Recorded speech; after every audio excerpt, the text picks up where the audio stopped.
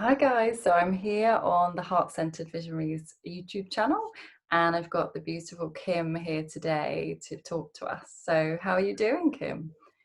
I'm doing very well, Hannah. Thank you for having me. So excited to be here with you. You're welcome. And you're in Melbourne, isn't it? You're the other side of the world from me. Yeah, I'm in Melbourne, Australia. So at the moment over here it's 9 p.m. But it doesn't feel that far away. No? So if you're going into summer and we're in, well, almost in winter, the winter solstice Yes. coming up. So yeah. We've just started summer. So 1st of December was the beginning of our summer. Oh, beautiful. Yeah. I have to get that in my head. Yeah. So just to kick it off, so sorry, I didn't even say your surname, Kim Fazzolari. Hopefully I pronounced that right. Beautifully. So Kim is a law of attraction coach and leading spiritual alchemist and intuitive business coach. And you said you're exploring psychic and medium work at the moment. So I'm super excited to dive into all of these things today. So I'd love to know, reading from your background, I know you've got a diverse background. You worked in corporate, you worked in the travel industry, and then you created a children's wear label, which led to a bakery franchise. So I'm so excited to delve in. And before we were talking about you being a Sagittarius, so for me that is key, experiencing life and expanding and growing. So yeah, I'd love to know, like, where did this all start for you? Like, what led you on the journey of an entrepreneur? Well, it's interesting. I was doing a course a couple of years ago and we had someone come in and look at our archetypes, and mine is the shapeshifter, which makes sense because I rarely stay, in one realm. And over my life, I have moved into so many things, and it's, whatever I, feel like doing, I will do. And looking way back, I started in corporate, out of school, and got married, had two sons, and then I decided at that stage that I would open a children's wear shop. Wow. So I studied design, and I'd studied, a step back from that, I'd actually been a couture dressmaker as well. So wow. So I had studied fashion design, fashion garment construction, all of that.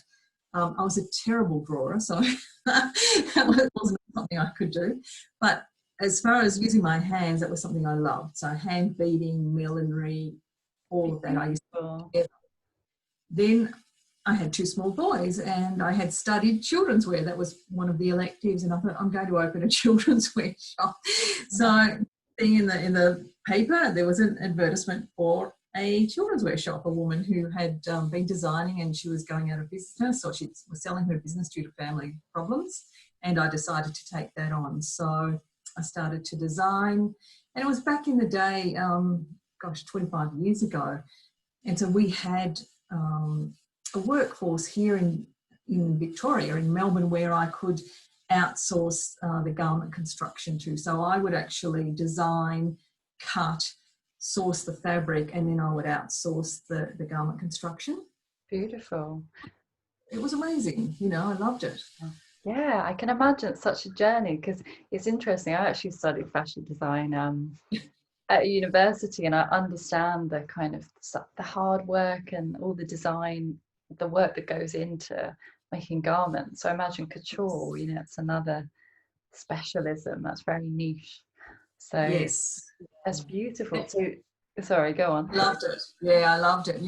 Particularly I liked the intricate work, so the hand beading and applique and all of those things back then. But children's wear was fun, and having two small boys, I would design something overnight, create it. So I do the like the prototype, I guess you'd call it. Yeah. And by the time the kids got up the next morning, they had a new outfit, and wow. they'd go wherever, and then that would then be my model to put something into the shop. So beautiful. Wow. Retailed and wholesaled. Yeah. So was that was your first business as a Yes. children's wear? Yeah. Yes, And then, that was my first business.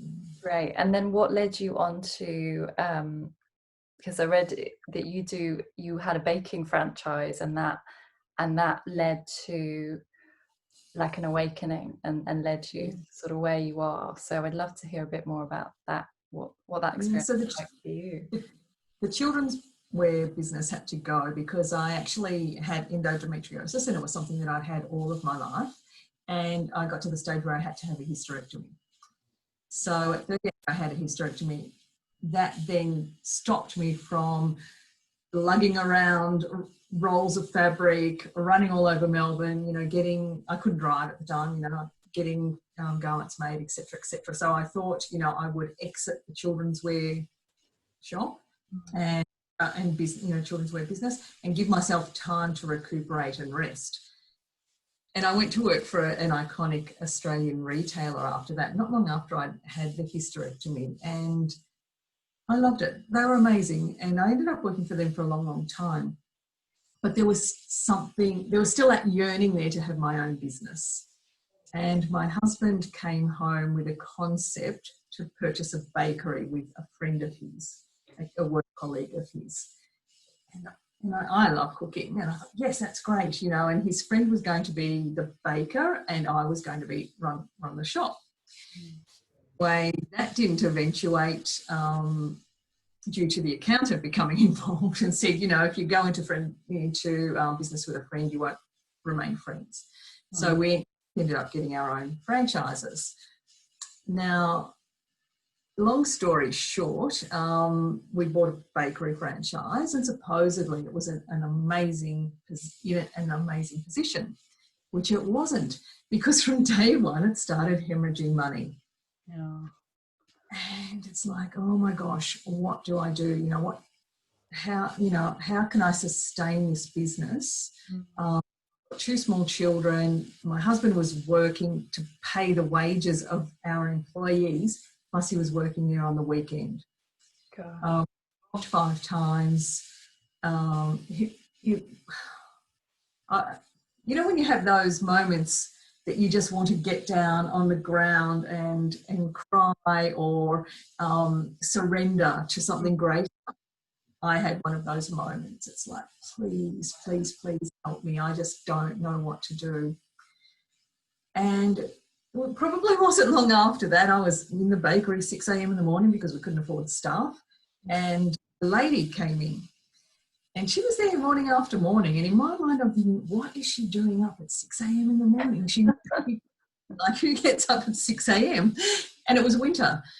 And so one morning I got up the courage to say to her, so why are you up at this time? For us over here in Australia, the pokies was a big thing, Pokies kind of just opened up to everyone, and people were out all night playing the poker machines. Oh, wow. And I thought, oh, is that what she's doing? Anyway, I'm a spiritual healer. And I said, oh, what's a spiritual healer? And she said, come and see me. And she lived a couple of doors down from the bakery. Wow. So, and she put me down, laid me on the table and, did some work on me. And it's like, oh my gosh, this is amazing. And she was doing energy work.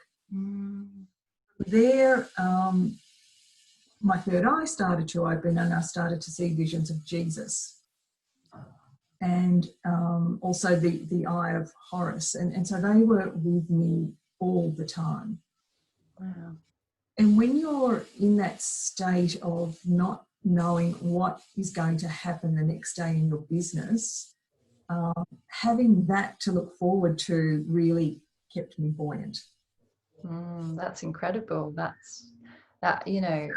As you said, it's such a challenging time in your life. You didn't know what was happening in your business, and then this woman coming out of the blue, to me that's like I feel that the universe always sends us signs, and that was your sort of guidance, if you like.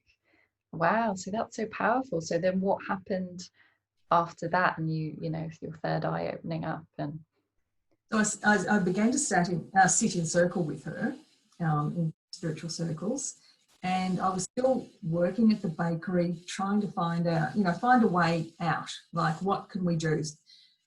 As I said, we were hemorrhaging money. So I started to implement a number of techniques. So I was doing my daily affirmations, visualization.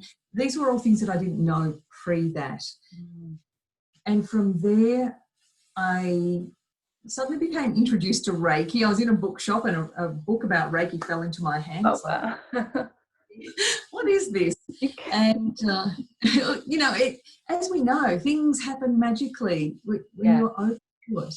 Totally, you can't make that up, can you? No. You were there, you were ready, and the teacher appeared. And I thought, okay, so where do I find a Reiki person who can help me?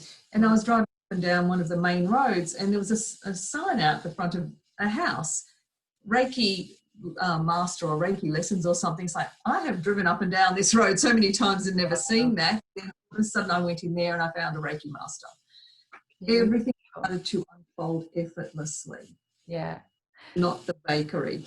Wow, that's incredible. Like how all these different experiences like led you to those people and those moments. Because I really think if we're kind of searching and we're seeking, what I've seen in my own life is that's when the people or the experiences come to us, because we're open to it. And as you said, in that space of surrender, it was almost like that was a catalyst for those people coming to help you on your journey and doing all that healing work. So then, because obviously you do now you're a law of attraction coach and intuitive business guide and everything. You have all these beautiful modalities you use. So how did that then evolve to doing what you're doing now?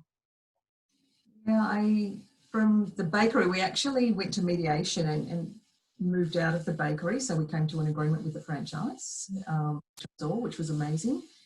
Look, we still lost money on it, but from what I felt at the time was a dark period of my life, it became a golden period where I was so grateful for everything that had come into my life at that stage.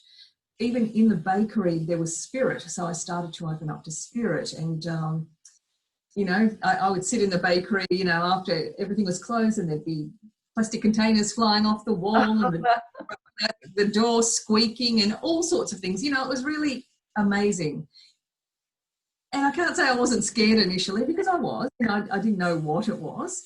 And every time I would wake up in the middle of the night and there would be someone standing next to the bed, or my spirit guide standing at the door. And so I was really opening up to another realm, Hannah. It was something I hadn't experienced before, but it was something. Wow.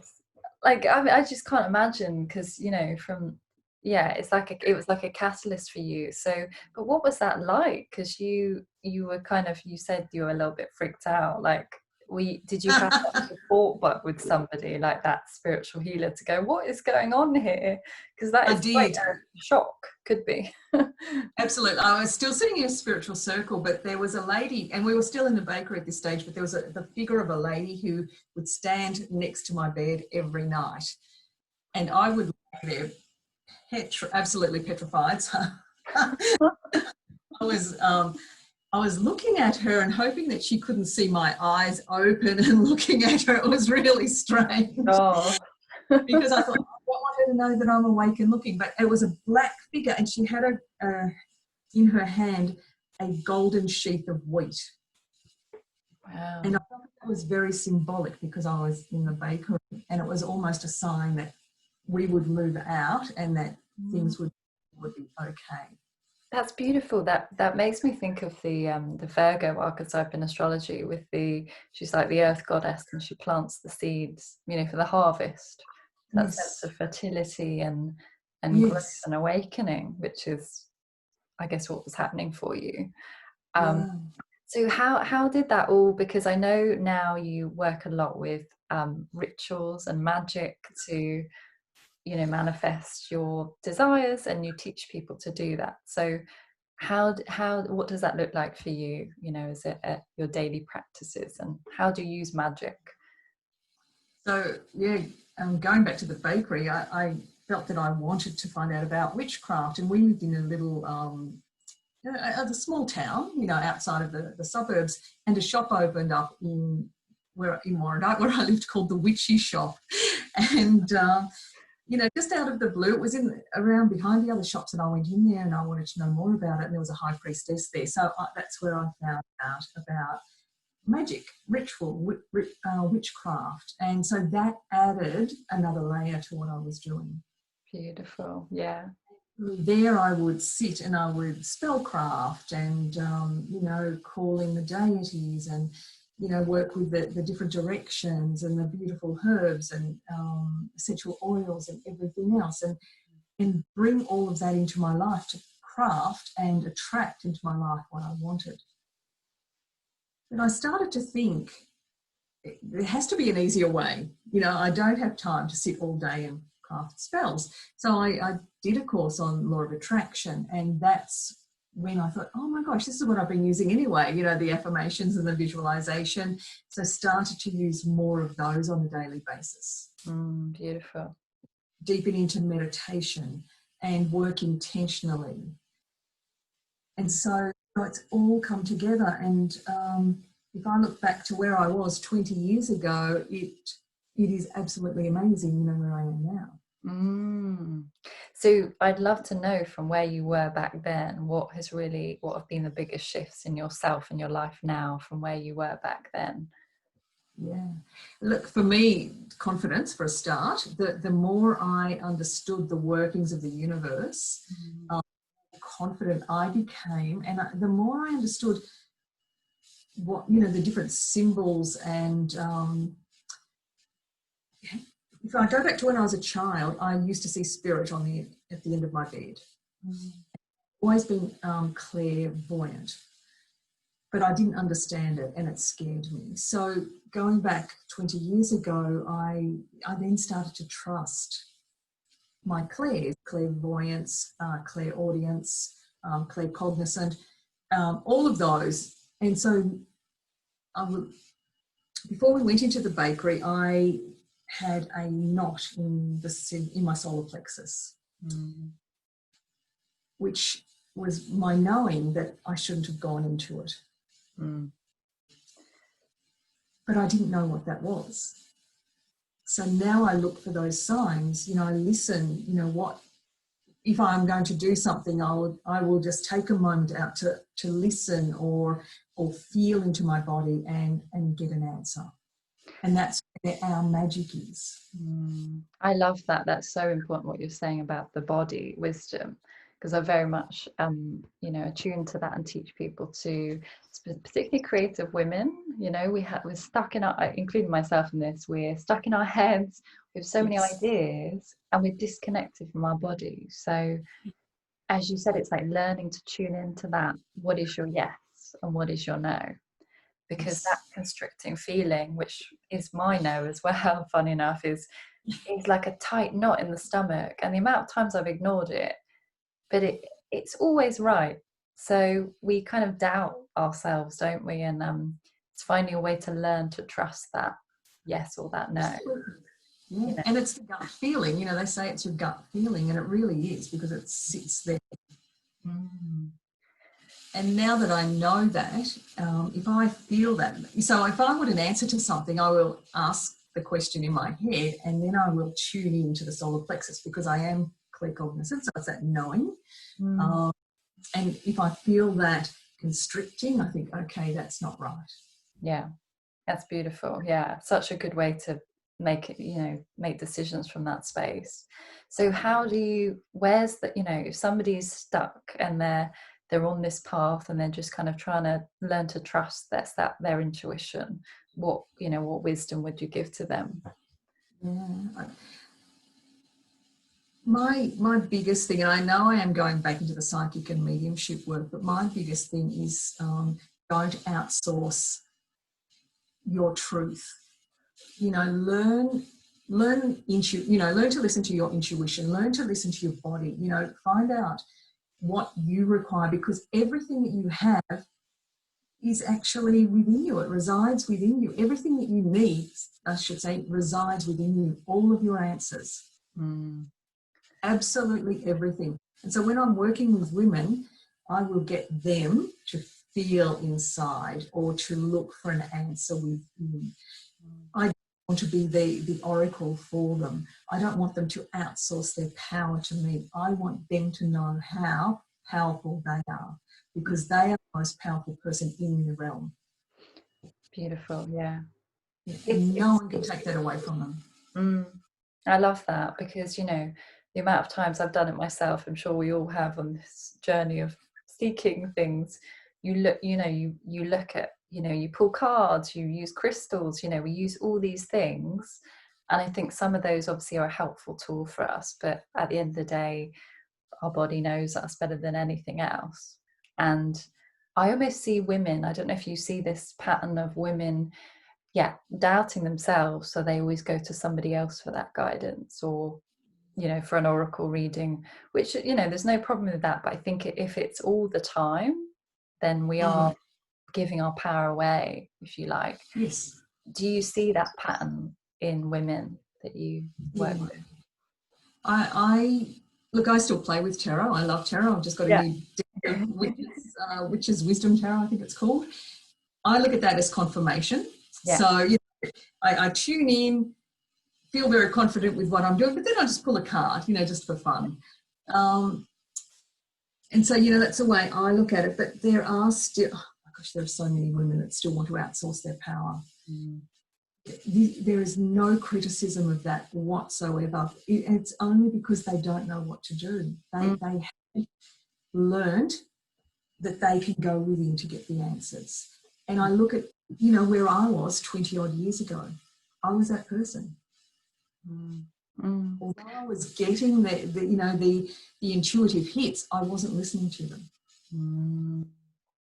Yeah, and it's not. Definitely what I've experienced is not an overnight thing either. You know, you have to be curious and, you know, open-minded to that journey, and it kind of, the connection gets stronger. And as you said, I love it. I love oracle cards just for guidance. You know, pull one. It's a bit of fun and it confirms where you're on. But I think, there's a balance there, isn't there, of, you know, how and when we ask for guidance. So with the women you work with, what would you say are like the, you know, particularly this year, what are the themes or like challenges you've seen that women have been coming to you with? Yeah, look, it's been an interesting year, Hannah, and I myself, we've been in a huge lockdown over here in Melbourne, and to the second lockdown, it's like I said to myself, oh my gosh, I just don't know how I'm going to do this, you know, and I go through a period of a couple of days of self-pity, and then I start to, you know, listen to my own inner voice. It's like, Kim, pull yourself together. You know what to do. You know how to get through this. It's easy. And that happened to me, oh gosh. After we left the bakery, we moved house, and I decided then to close everything down. So to close down my spiritual side, my connection to the universe, I closed everything down, and we moved to suburbia, and I actually became sick again. So sarcoidosis. And I had a couple of days of pity where I was crying, and then the messages started again, Kim, you have all the tools to get through this. And that was the same thing in this lockdown. Kim, you know what to do to get through this. Just pull yourself out of it and start to be of service again. And there were so many people that were suffering from anxiety, and, you know, people's businesses were unfortunately, you know, not moving forward the way they wanted them to. So from my point of view, it was a lot of support. It was offering support and getting them to go back into daily practices. When you're sitting in that law of, when you're sitting in that high vibratory field, you attract effortlessly. So it was instructing women to go back into their daily practice. Don't forget what to do, you know, whether it's meditation, journaling, whatever. Find what is best for you and do it. That's good advice. Yeah, because it's that grounding, isn't it? I think in times of uncertainty, as we've all been experiencing, it's almost like taking each day as it comes. But if we have those practices, like for me, journaling and like visualization has been really helpful every day, you know, just to ground myself, and things like yoga, because if you get into the anxiety, it escalates. And sometimes it's hard to get out of that, as you said. You can sit there, but I think it's okay to, you know, honor those feelings as they come up, as you said, but also move through them, which is what we've all had to do. I think it's, you know, it's made us stronger people. I think definitely it's made us more resilient. So that's a good thing. And what do you think has changed in yourself, like this year, through this deep transformation? What have you learned? I believe it had to happen. When I look back at how excited everyone was with 2020, which we all were, a new decade. Over here we had terrible bushfires, and then we went straight into COVID. And I sat there for a little while, you know, pondering it, you know, not days, but it's like, oh, what's going on? And, you know, it's a recalibration. You know, we look back through our ancestors, our ancestral lines, and look at what has happened for them and how the world has recalibrated at different times in their lives. Another recalibration. And for us, it's finding that silver lining. You know, what have we learned during that time? Now, I did a lot of meditation. I also started to do walking meditation. Beautiful. So couldn't go far from home at that time, and it was winter. I would go out into the backyard and do a walking meditation. And I would lay on the deck and look at the clouds, and it was really those moments in time where I stood still, grateful for everything that we have in our lives. That made a huge amount of difference, because we are lucky. You know, we do have so much to be grateful for. And, you know, and as you've said, grounding was so important. That was something I was doing with my clients. They must ground.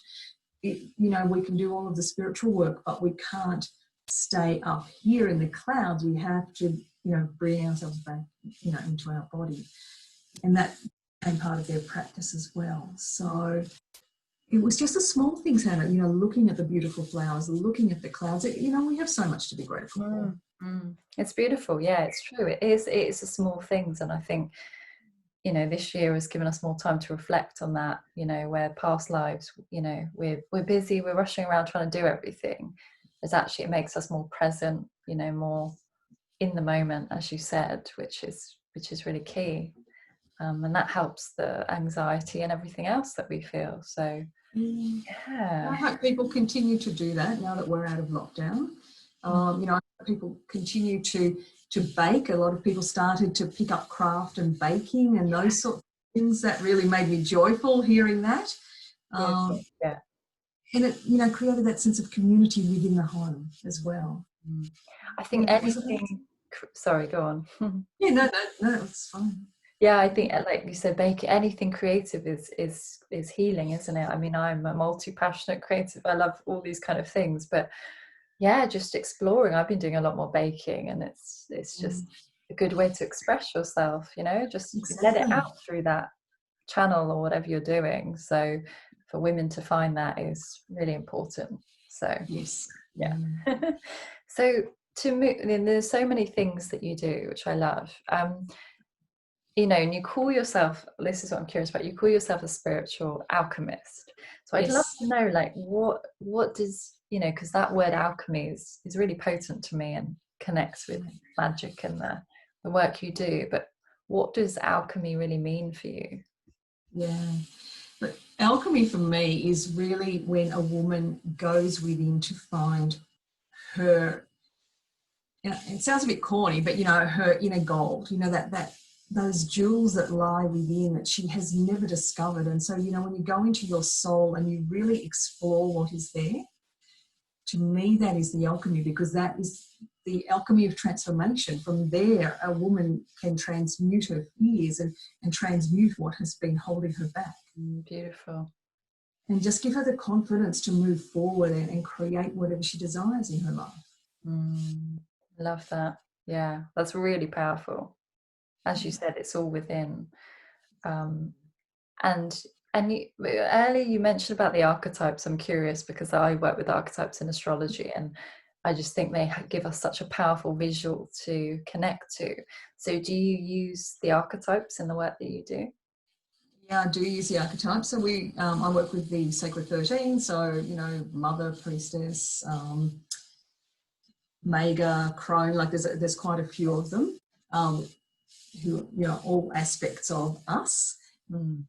Because I am clairvoyant, I quite often during a session will see a vision of something come through for the client and ask them to explore that and, ask what that means for them, and then perhaps to find a photo of something similar and to work that aspect. Yeah. And, just our 3D body, we are made up of a number of different archetypal patterns. I love working with Hecate, the queen of the witches, and she's the, maiden mother crone, she's a number of different types. And we are all that, we're just this blank piece of paper. We are so rich, when we look within. And yeah, I do love working with archetypes. I love it. Yeah, I love that. And also I see, in the archetypes I use, well, from the zodiac signs is, depending what somebody's going through in their life, a different archetype will kind of be really dominant for them, like, yes. For example, I'm going through like a potent, Pluto transit. So I know the archetype of Persephone is quite, I'm connected to that. Have there been any like key archetypes for you that you've been working with recently? Well, look, I always work with Hecate, and I have for the last 20 odd years. She is always with me when I'm in circle, when I'm holding circle, she's there. Curiously, or not so curiously, the ascended master of Jesus always comes in for me. He is with me, and he always has been from my, I guess, I don't know what awakening it was. It was my second awakening, but, during the bakery, he was the first vision that I had, and quite often will come through when I'm working with clients, and so will Mother Mary as well. So they're generally there together, which is lovely. Beautiful. Different as well. Yeah, but I love the masculine and feminine coming in as well. It just creates that balance.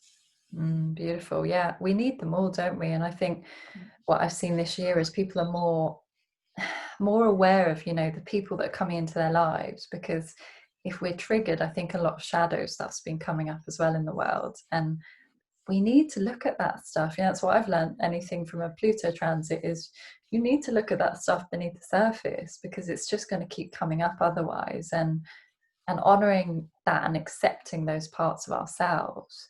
So I'm curious to know, are you interested in working with the shadow, and how does that play out for you? Very much interested in working with the shadow, because I believe that the shadow actually illuminates our path forward. So when we work with her, that's where we see our true glory. And, I look at myself back in the bakery, but, the bakery is, such an illuminating time for me. And I went through, the saboteur, the victim, child, those shadow type archetypes. I went through, I think, all of those, when we were there. But it was working with those, and I always liken it to peeling back the layers of the onion, just getting down within into the soul of that archetype, and really holding her and knowing what she requires so that we can move forward. So when I work with someone, I will actually look at what shadow archetype is around them at the time, and then also the other aspect, so the other Sacred 13. So we look at both. That's very powerful. Wow. So how would you, if somebody's curious about archetypes and working with the shadow, how would you, what do you have any tips for people that they can connect with their archetype? How would you do that? I do that in meditation. So I invite everyone to meditate. I think meditation is such a powerful tool, and you can take yourself through a visualization process in a meditative state, where you go back into looking at yourself and I generally take clients into a space where they can invite the dark goddess in. And they can see themselves and they can look into her eyes. And so I would say to a client, you know, when they're doing it on their own, is to go into that state of visualization. And if they feel safe, they, you know, because it does require them to know and trust themselves when they're working with the shadow. But you know, go into that state and really feel into her. And, you know, perhaps it's just a matter of putting their hand on their heart and, you know, knowing that there is safety there for them. And then visualize either going down a pathway into a room and then asking her to come in and meet them. Beautiful. And then communicating with her. And then from there journaling, of course, because that's, you know, that's what I think everyone should do. So it's a powerful tool, isn't it? Yeah. And also, I guess from that archetype, from that experience you said about the meditation, you know, I think for the, you know, these archetypes are coming to us for a reason, you know, to teach us something and to, you know, so we can almost connect with them and ask, you know, what do I need right now? Because I think a lot of women, and I see it too, a lot of women don't know what they need. No. So and the archetype will give us the answer. You know, we're really going into an aspect of ourselves. So it's what we're holding within that we require. And the shadow archetype is actually speaking what we require out loud. Beautiful. Yeah. So powerful. It's such potent work that I think is needed, because I think to move back into that place of wholeness, you need to honor the shadow. You know, if we just suppress it and hide it away, it's just going to get stronger and it's just going to come back almost with a vengeance, I think. So if you're not clearing that, if you're not doing that work, that's when, this is my belief, that illness and other issues will arise because you're putting it down and you're not facing it. I know from myself, I had lost someone very dear to me before I had developed the sarcoidosis, and I didn't deal with that grief. And it was after the sarcoidosis was diagnosed that I started to deal with the grief. Sarcoidosis went into remission.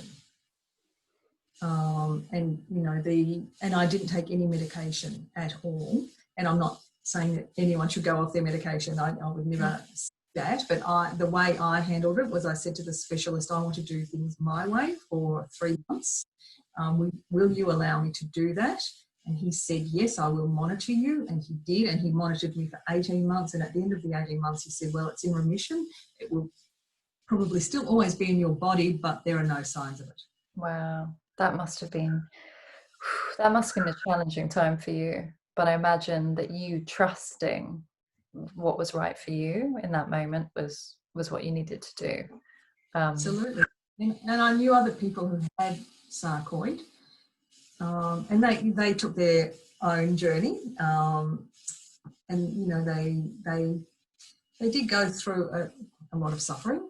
I did it my way. I wouldn't say I didn't go through any suffering. You know, I was having problems breathing and lots of other things. But at the end of it, I felt that I had cleared a lot of what I had suppressed during that time. And it also gave me a lot of trust and faith in myself. Wow. That's a very powerful lesson. And I think that must have given you so much resilience in yourself and on your path. And I think that's something that we all need to cultivate, is resilience. And, you know, particularly from this year, I think we're all so much more resilient because of uncertainty, right? And I'd love to know, just through your journey and all these kind of challenges and obstacles you faced, what has helped you, you know, stay resilient in the face of those challenges? And it really is knowing that I have all of the tools that I need. So when this year, when things arose, and once I got over my 3 days of misery, or, you know, what's going on, it's like, no, Kim, you know, go within. You have everything that you require. And that's what I did. And so went back to my journaling, my meditation, and started with the daily practices. I had forgotten to do them, you know, for a couple of weeks in between. But then I really sat down and started to do that. And then I felt my energy change and things started to shift. And when you feel that shift and you're on that higher vibratory plane, it's almost like, well, you know, throw anything at me, you know, I'll be fine. Get through it. It's like surrender, isn't it? Surrendering to that, the resistance disappears. It's incredible what shifts in, you know, people's lives. It's, you know, like I said, back in the bakery day, it was, you know, I just fell to the ground virtually and, you know, please help me. And when you do that, there is something within you that shifts. Yeah. And everything comes together. It's amazing. It really is that trust and surrender. You hear those buzzwords so often, but it really is. Yeah, no, it's true, but it's embodying that, isn't it, in a way that feels aligned to yourself. And I think as humans, you know, surrender is so difficult because we're constantly wanting to control things and know how things happen. And you know, I see myself trying to micromanage things, and I'm like, no, the universe doesn't deliver if you micromanage. So it's just, you know, taking the inspired action, but also surrendering, trusting that you'll be supported by this, you know, the universal higher power, whatever that is for you, and doing the inner work as well, which is so important. No. As you said, you know, it's that wholeness. It's knowing that we are not separate. You know, when we look at the Hermetic laws, you know, we, as above, so below, you know, as within, so without. We are all connected in some way, and it's having that belief that we are not separate and we are not alone. Beautiful. Yeah. It's so powerful. We need to be reminded of that all the time. We do. So, Kim, what do you have anything you're working on at the moment? Are there any offerings that you're creating at the moment? Yes, I'm actually taking women through a 7-week immersion called Awaken the Witch Within. So that finishes next week, and that's been amazing. So I've been working with witchcraft, and it really has been a journey for women who are just awakening to that and who are very curious. I also do one-on-one 12-week immersions with women to really, you know, deepen into their understanding of themselves, and we work through belief systems, and so we work through a process of becoming the powerful priestess, the mystic mage, and the sovereign sorceress. And so each month is a different theme, and, you know, learning different things about magic and mysticism, but mainly learning about yourself. That's magic. That sounds so juicy. I want to know more. So mainly you're doing the group and then you do the one-to-one work as well. Yeah. Cool. I am a business coach. Gosh, I've only spoken about the business that failed, but I have been in many businesses, and I have worked in many positions where I've taken, you know, businesses from, you know, not producing a lot to really being successful. And, you know, I myself have been in business development where I've won awards because of the work that I've done within those fields. So I have a lot of experience in that. Beautiful. One work, women can either choose if they want to look, you know, to explore their business and how they can work with that and for them to become sovereign within their business, or if it's within their life. So I'm quite open and very, I work intuitively. So, you know, it's working with them and what they require. Beautiful. I mean, and I also think the two are connected, because I think you can't be on the business journey without the inner work anyway. No, so you can't. You know, definitely not. The obstacles are going to be thrown at you from every direction. That's definitely what I've learned this year. So you never know what's coming, really, but if you do the inner work, you know, things, and you've got all that experience to share with people, so very valuable. And lastly, I'd just love to know, like, what is your, this is a big question, I guess, but what is your life vision? Like, what do you know, what fills you with excitement and passion that you want to create in your life? Over here in Melbourne, I run a group called Women Creating Magic, and that was to elevate new entrepreneurs and give them a platform to be seen. Beautiful. So for 5 years, I've actually created another group called the Coven, which is, to do more with magic and entrepreneurs. So next year, what I believe, it's a secret, no one's supposed to know, but I purchased a block of land near a cemetery. So, wow. That's this is where the mediumship's coming in. So we're building a house in this little hamlet, which we're very excited about, and it's opposite a cemetery, a historical cemetery. So I'm very excited about that and exploring the spirit world more. I really want to. That's kind of my big vision, is to take women on this spiritual journey to develop spiritually, because it's the same theme as what we've spoken about. It's for them to know how to go within. They also need to be able to hear the intuitive messages and know the symbolism that's going on around them, and to be able to read what's going on. Beautiful. Wow, lots going on for you then. How exciting. Lots going on. So wherever this is going, you all know about my new block of land. Yeah, how exciting. It'll be on YouTube.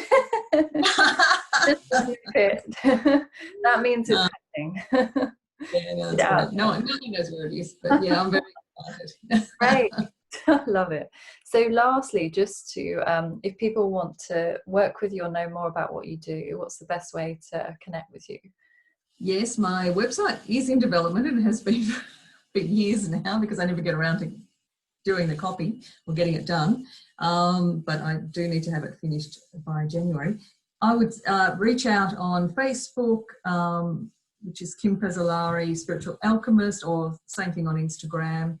I'm also on Instagram with the Coven as well, the Coven for Spiritual Entrepreneurs. I can be found there. Yeah. And I just love hanging out. I love Instagram, so I hang out there. Great. And I'll put all the links in the description for people. And Kim's group, the Coven, on Facebook's great. It's a great community, so do check it out. And just to finish, any last words of wisdom? Do you have any wisdom to share with people? Oh, absolutely. I just want to say, my darlings, please just listen to your own wisdom, because you are the most powerful person. And if you can only realize how much power you do hold within, that can create transformation in your life. I just can't get the words out to express it. That's my greatest wish, is for everyone to know how powerful they are and what they embody. And they can have anything that they want. Anything. I've proven it, over these last 20 years. Just by trusting and surrendering, by going within, being aligned with your soul purpose and doing the work. It's not just going to happen, you have to do the work. So we must remember that. But, it's your daily practices, those sorts of things are very, very important. Taking aligned action. But please have faith in yourself. Faith in yourself, because you can. Yeah, beautiful. That touched my heart. So much rich and so much truth there. Love that. Yeah, beautiful. Thank you, Kim. It's been a joy to connect with you and hear all about your magical work that you do and all the exciting things coming up for you. So thank you for sharing your wisdom and your vulnerability and your truth. And it's been a joy to connect. Thank you, Hannah. Thank you so much. It was lovely to meet you live. Yeah, you're so welcome. It's great. Thank you, and blessings, everyone.